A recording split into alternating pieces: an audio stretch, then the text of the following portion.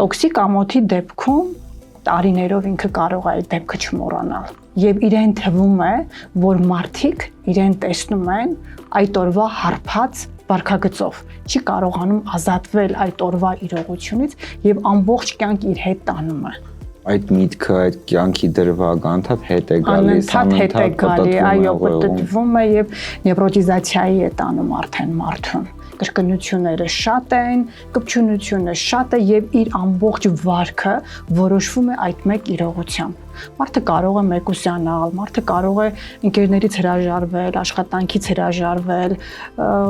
նույնիսկ իր մարմնային կառուցվածքն է փոխվում, հա, այդ զգացողության տակ։ Օրինակ գլուխը կախ է քայլում, աչքերը անընդհատ գետնին է նայում, ուսերի ձևն է փոխվում, ձայնն է փոխվում, դող կա անընդհատ մարմնում, ձեռքերում, սա արդեն տոքսիկ կամ նևրոտիկ ամոթի մասին է խոսում։